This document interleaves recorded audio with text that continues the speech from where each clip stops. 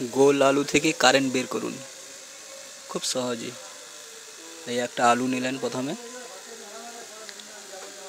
প্রথমে একটা ছোট করে তার কাটবেন, তারপরে পেন্সিল ব্যাটারি, পুরনো পেন্সিল ব্যাটারি বা বড় ব্যাটারি ভেঙে মাঝখানের এইটা দেখেছেন, এইটা এই কার্বন দণ্ডটাকে বের করবেন। এটা হাফ ভাঙতে পারেন, টুকরো টুকরো করতে পারেন এত বড় সাইজের হলে। তারপরে আলুর মধ্যে পুঁতে দিলেন, এর প্রান্তে একটা তার জুড়লেন, এই প্রান্তটা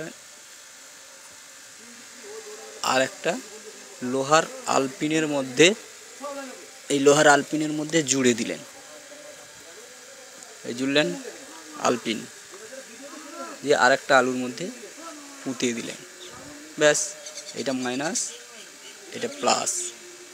এই আলুটায় এটা প্লাস পোতা আছে, আর একটা আলপিনে এইটা তারটা জুড়ে দিলেন, দিয়ে আর একটা আলুতে এই সেই কার্বন দণ্ডটা জুড়ে প্লাস জুড়ে দিলেন। এইভাবে একটা আলু 1 অ্যাম্পিয়ার তৈরি করবে।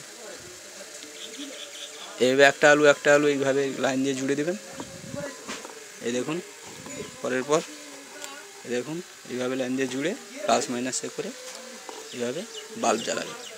এই চুনি বাল্ব দেখেছেন, 20টা আলুতে একটা এই 4.5 ওয়াটের চুনি বাল্ব জ্বলতে থাকবে।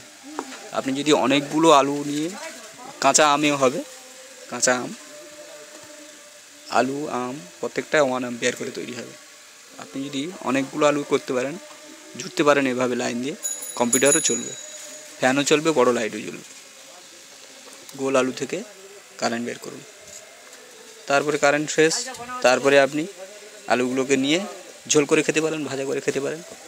কোনো জল, কোনো অ্যাসিড, কোনো কিছু দেওয়ার দরকার নেই, জাস্ট শুধু সিম্পল আলুটা নিলেন, কার্বন দণ্ডে তার জুড়লেন, একটা পেরেকের আলপিনের মধ্যে তার জুড়লেন, এই প্রান্ত এইভাবে জুড়ে প্লাস মাইনাস তৈরি করে সাধারণ ব্যাপারে এলইডি বাল্ব জ্বালান সহজেই।